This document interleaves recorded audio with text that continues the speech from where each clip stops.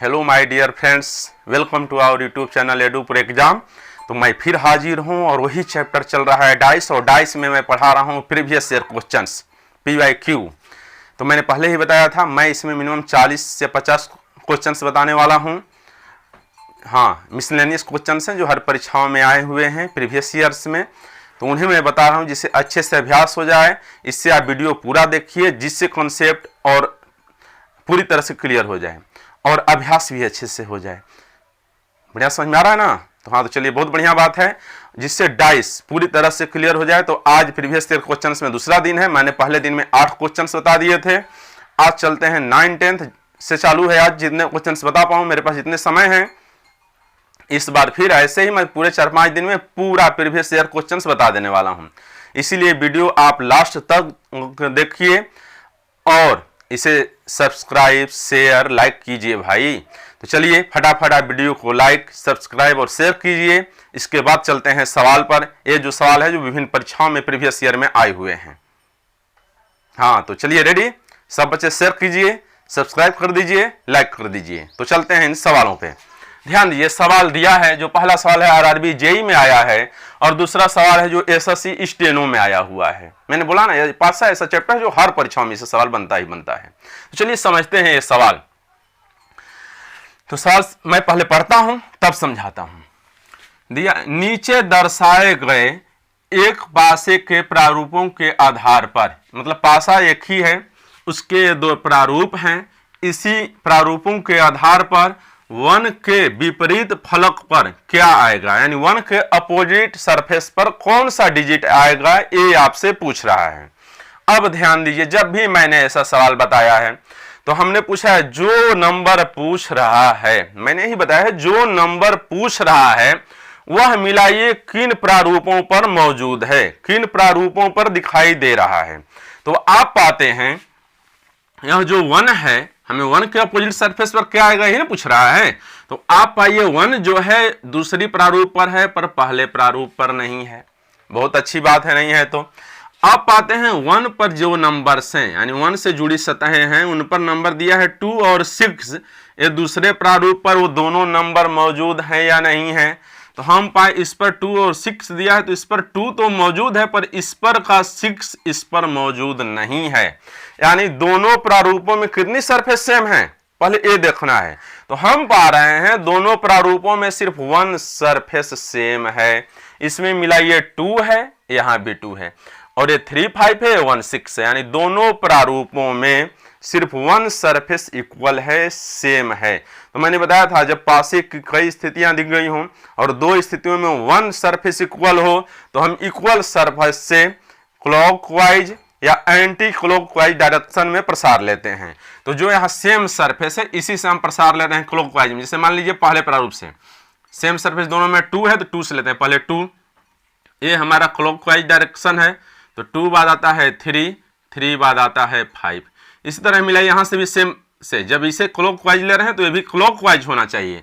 तो 2, तो ध्यान दीजिए सेम सरफेस के नीचे सेम सरफेस लिख दीजिए पहले, इसके बाद क्लॉकवाइज में प्रसार लीजिए, 2 बाद आता है 6, 3 के नीचे 6, फिर यहाँ से चलिए क्लॉकवाइज, फिर नीचे आता है 1, फिर 1। जान जी, जिसके नीचे जो सरफेस दिखाई देता है वो परस्पर अपोजिट होते हैं, विपरीत होते हैं। तो हमसे पूछ रहा है 1 के अपोजिट सरफेस पर कौन सा अंक आएगा। अरे भैया 1 के ऊपर मिलाइए 5 है, यानी 1 के अपोजिट सरफेस पर 5 आना चाहिए। ए है आंसर, बिना रटे। मैंने पूरा कंसेप्ट पहले पढ़ा दिया है। अब इससे पहले दूसरा सवाल चलते हैं जो SSC स्टेनो में आया हुआ है। इसे पूछ रहा है नीचे दर्शाए गए प्रारूपों के आधार पर 3 के विपरीत फलक पर कौन सा अंक आएगा, यानी 3 के अपोजिट, 3 के अपोजिट सरफेस पर कौन सा डिजिट आएगा, ये आपसे पूछ रहा है। तो हमने पहले सेम बताया है, जो डिजिट पूछ रहा है पहले ढूंढिए वह दोनों प्रारूपों में से किस पर मौजूद है। तो मैं पा रहा हूं 3 इस पर मौजूद है। तो अब 3 से 2 सतहें जुड़ी हुई हैं, 1 और 2। तो आप पाइए 3 के सिवा जो सतहें इस पर मौजूद हैं, 3 से जुड़ी हुई हैं, वो दूसरे प्रासे पर मौजूद हैं या नहीं। तो हम पाते हैं 3 के सिवा इस पर 1 और 2 हैं, दूसरे पर भी 1 और 2, यानी दोनों में अब इसमें 2 सरफेस सेम, इसमें मिले 1 सरफेस सेम हो।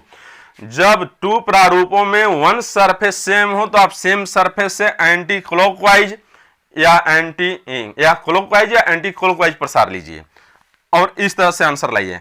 जब दो प्रारूपों में टू सरफेस सेम हो तो जिस तरह से बता रहा हूं आप इस तरह से बनाइए। मिलाइए, इसमें दोनों प्रारूपों में टू सरफेस सेम है तो जो सरफेस बचे होते हैं सेम नहीं होते हैं, वो आपस में अपोजिट होते हैं। मैंने स्टडी भी पढ़ाया था। तो मिलाइए, यहाँ भी 1, यहाँ भी 1, यहाँ भी 1, 2, यहाँ भी 2, यानी टू सरफेस दोनों में सेम है। तो यह 3 और 4 सेम नहीं है, असमान है।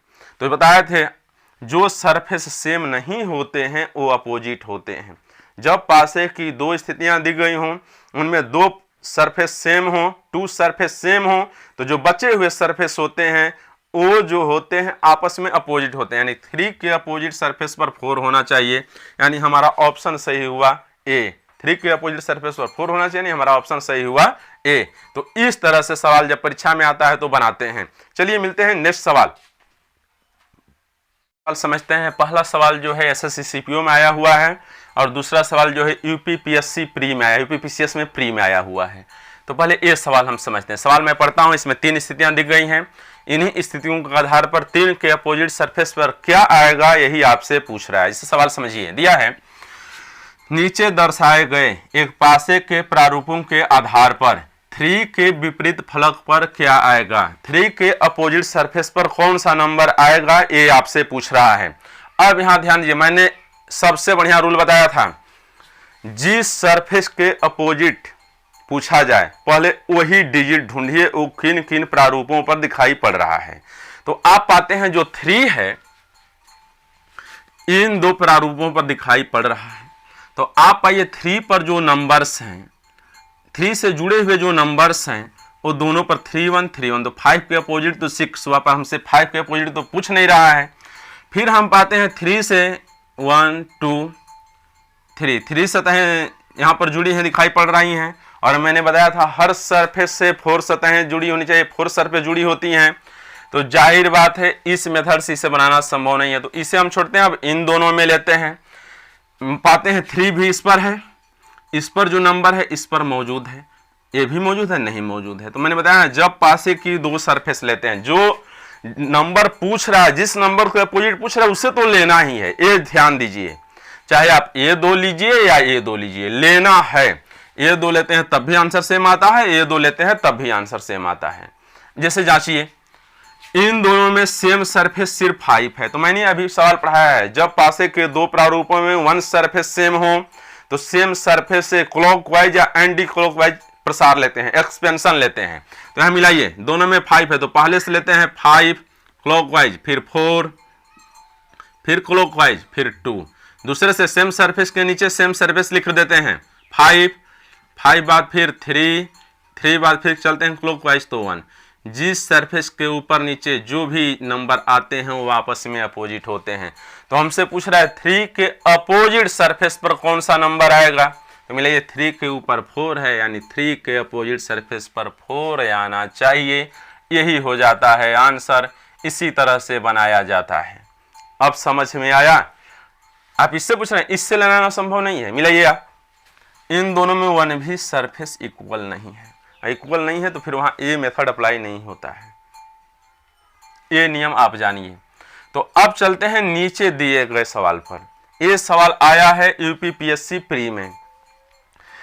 इसमें भी दिया है नीचे दर्शाए गए प्रारूपों के आधार पर 3 के विपरीत फलक पर कौन सा अंक आएगा। यानी 3 के अपोजिट सरफेस पर कौन सा डिजिट आएगा ये आपसे पूछ रहा है। 3 प्रारूप दिया गया है, ध्यान दीजिए।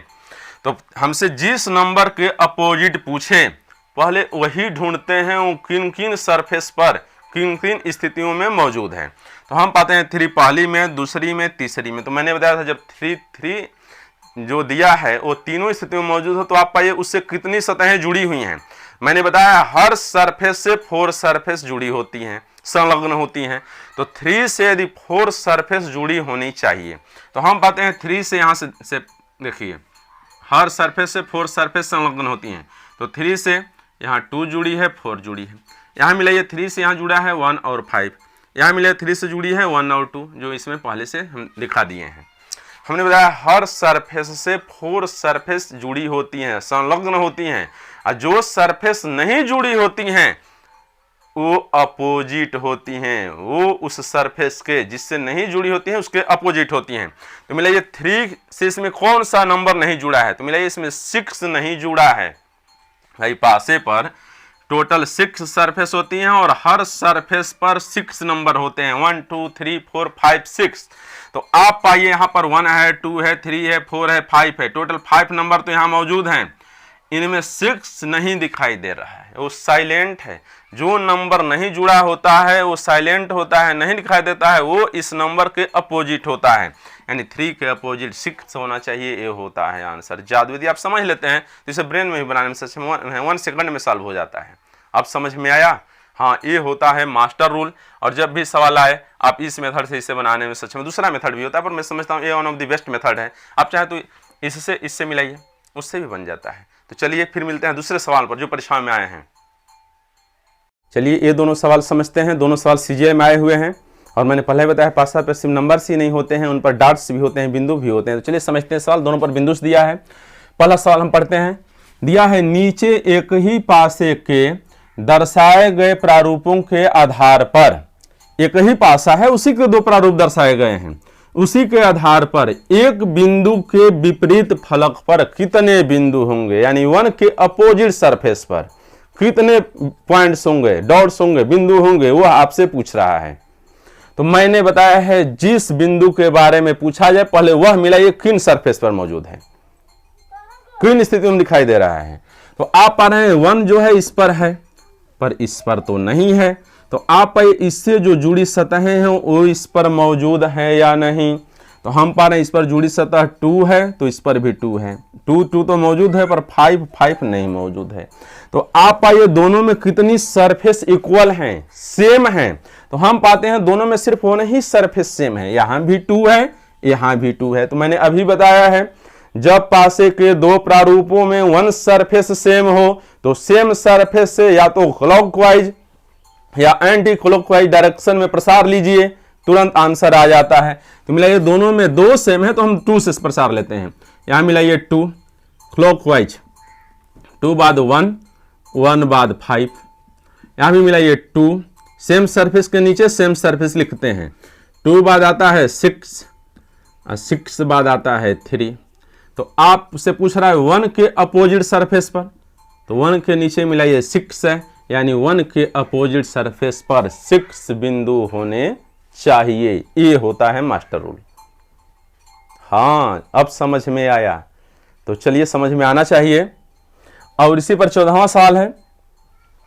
नीचे एक पासे की 2 स्थितियां दी गई हैं, एबीसीजीएल में आया है, ऐसे चित्र उसमें बनाया है। यदि ऊपर वाले फलक में 3 बिंदु हैं तो नीचे वाले फलक में कितने बिंदु होंगे? यानी अपोजिट, 3 बिंदु के अपोजिट, भैया ऊपर के अपोजिट नीचे होता है। तो दिया है ऊपर वाले फलक में 3 बिंदु हैं तो नीचे वाले मैंने उसके अपोजिट, 3 बिंदु के अपोजिट सरफेस पर कितने बिंदु होंगे यह आपसे पूछ रहा है। समझ में आ रहा है? बहुत बढ़िया से। हाँ चलिए, बहुत बढ़िया। तो ये चीज है। तो मैंने बताया है जिस बिंदु के बारे में चर्चा हो रही है, जिस बिंदु के अपोजिट पूछ रहा है, पहले वह ढूंढिए इन प्रारूपों पर किन पर मौजूद है। तो 3 बिंदु के अपोजिट पूछ रहा है तो मैंने पाया 3 तो इस पर है, पर इस पर तो 3 नहीं है कहीं पे। तो अब आप मिले ये जब इस बिंदु पर 3 है तो इससे जुड़ी सतहें जो हैं इस पर मौजूद है नहीं। यदि दोनों सतहें मौजूद हैं तो बहुत बढ़िया बात है, नहीं मौजूद है तो 1 सरफेस तो जरूर मौजूद होता है। आप मिले ये इस पर 6 7 है, इस पर 6 तो है पर इससे जुड़ा 1 इस पर, यानी दोनों में सिर्फ 1 ही सरफेस सेम है। अभी जैसा मैंने ऊपर पढ़ाया है, जब पासे के 2 प्रारूपों में 1 सरफेस इक्वल हो, सेम हो, तो सेम सरफेस से क्लॉकवाइज या एंटी क्लॉकवाइज डायरेक्शन में प्रसार लीजिए और उसी सरफेस के नीचे जो भी बिंदु आता है वो उसके अपोजिट होता है। इसे मिलाइए। इस पर 6 है, 6 से मैं क्लॉकवाइज डायरेक्शन में प्रसार ले रहा हूं, 6 लिया, फिर आया 1, फिर आया 2। अब यहां से भी 6 से लीजिए, सेम सरफेस के सामने सेम सरफेस लिख देते हैं। 6 बाद आता है 4, फिर चलते हैं क्लॉकवाइज तो फिर आता है 5। तो हमसे पूछ रहा है, सॉरी ये 3 पॉइंट्स है तो 1 के नीचे 3 आया। तो हमसे पूछ रहा है 3 बिंदु हो तो नीचे वाले फलक में कितने बिंदु होंगे? अब आप मिला लीजिए आराम से, मिलाइए। ये आया 6 1 3 आया, ये ले रहे हैं तो 6, फिर से इसे पसार लेते हैं, सॉरी ध्यान उधर चला है, बिंदु दे दिए थे। फिर समझिए पहले हम 6 लिए, 6 बाद 1, 1 बाद 3, ये पहला डाइस हमने प्रसार लिया। दूसरे से ये है 6, फिर है 4, फिर है 5, यहाँ 5 है, पॉइंट से दिया हुआ है, मैंने एरो दिया है तब इसमें मिला है। ध्यान दीजिए, इसे यदि क्लॉकवाइज प्रसार लेते हैं तो इससे भी क्लॉकवाइज प्रसार लेते हैं। जिस सरफेस के नीचे जो मान आए वही उसके अपोजिट होता है। तो मतलब 3 के नीचे 5 आ रहा है, यानी 3 बिंदु के नीचे वाले फलक पर 5 बिंदु होने चाहिए, ये होता है आंसर। अब समझ में आया? हाँ, ऐसे बनाया जाता है। चलिए नेक्स्ट सवाल जो परीक्षा में आए हैं, चलिए ये 2 सवाल समझते हैं। पहला सवाल एसएससी सीपीओ में आया है और दूसरा सवाल यूपी बीएड में आया है। चलिए सवाल समझते हैं। दिया है, नीचे एक ही पासे के दर्शाए गए प्रारूपों के आधार पर 4 बिंदु के विपरीत फलक पर, 4 पॉइंट्स के अपोजिट फलक पर, अपोजिट सरफेस पर कितने बिंदु होंगे, यह आपसे पूछ रहा है। ध्यान दीजिए, मैंने बताया जब भी 2 स्थितियां दी गई हों और जिस बिंदु के अपोजिट पूछ रहा है पहले उसे ढूंढते हैं। हमसे पूछ रहा है 4 के अपोजिट, तो हम पाते हैं 4 किस सरफेस पर है, यहाँ है, इस पर है तो नहीं है। अब 4 से कौन सी सतहें जुड़ी हैं, ये 2 सतहें जुड़ी हैं, तो इन पर जो बिंदु हैं वो दूसरी सतह पर है या नहीं, दूसरे प्रारूप पर है या नहीं है। तो हम पाते हैं इस 4 से जुड़ी हुई सतहों पर 1 और 6 हैं, इस पर भी 1 और 6 मौजूद हैं, तो काम आसान हो जाता है। भैया मिलाइए, इसमें भी 2 सरफेस, इसमें भी 2 सरफेस इक्वल हैं। तो मैंने बताया था जब पासे के 2 प्रारूपों में 2 सरफेस सेम हो, तो जो सरफेस सेम नहीं होते हैं वो आपस में अपोजिट होते हैं। यानी यहाँ 1 6, यहाँ भी 1 6, दोनों सेम है, तो सेम नहीं है, इस पर 4 है और इस पर 2 है, अपोजिट है दोनों, दोनों सेम नहीं है, यानी 4 के अपोजिट सरफेस पर 2 होना चाहिए, यही हो जाता है आंसर, ये हो जाता है आंसर। इसी तरह 16 यूपी बीएड में आया है। दिया है, नीचे एक पासे की 2 स्थितियां दी गई हैं। यदि नीचे वाले फलक में 4 बिंदु हों तो ऊपर वाले फलक में कितने बिंदु होंगे। भैया नीचे के अपोजिट ऊपर होता है, यानी 4 के अपोजिट बिंदु सरफेस पर कितने बिंदु होते हैं ये तो पूछ रहा है। भैया दिया है, यदि नीचे वाले फलक में 4 बिंदु हों तो ऊपर वाले फलक में कितने बिंदु होंगे।